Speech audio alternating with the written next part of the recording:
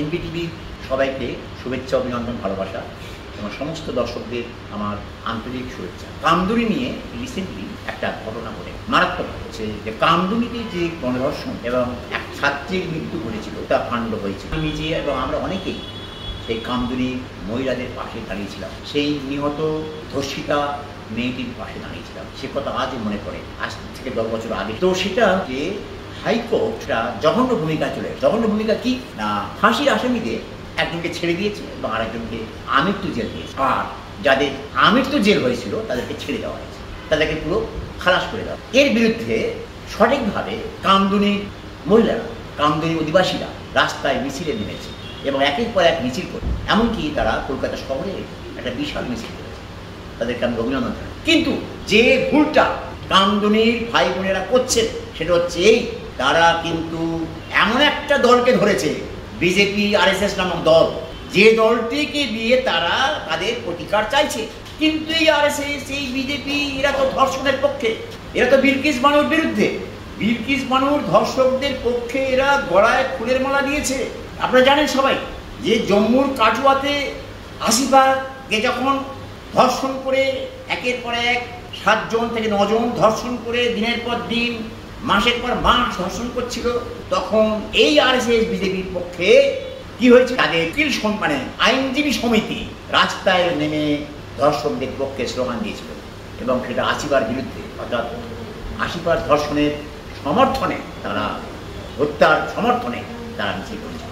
ঠিক তেমন হয়েছিল উন্নাওতে, ঠিক তেমনি হয়েছে হাতরাসে, সর্বত্র। আজকে মণিপুরে সেই জিনিস ঘটেছে। মণিপুরে আজকে আরএসএস ব্যাক্ট যে সংগঠন আছে, সেই সংগঠন ওখানকার কুকি আদিবাসী মহিলাদের ধর্ষণ করেছে এবং তার পাশে রয়েছে আজকে আরএসএস সরকার, বিজেপি সরকার।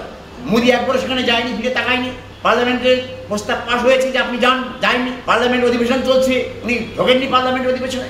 তাহলে দেখা যাচ্ছে যে শুধু মহিলা ধর্ষণ নয়, নির্যাতিত যারা, বিশেষ করে এসসি এসটি মাইনরিটি মুসলিম যারা ধর্ষিতা এবং নিহত হয়েছে এই মোদী জমানায়, তাদের পাশে যারা দাঁড়িয়েছে, আজকে কামদুনির মা বোনেরা ভুল করছে, তাদের পাশে দাঁড়ায়, তাদেরকে নিয়ে প্রতিকার চাইতে বা প্রতিকার পেতে সুপ্রিম কোর্টে যাচ্ছে। এটা খুব মারাত্মক একটা ভুল। যে খুনি, যে ধর্ষণকারীর সমর্থক, তার পাশে দাঁড়িয়ে একজন ধর্ষিতার জন্য বিচার চাওয়া যায় না, সুবিচার চাওয়া যায় না।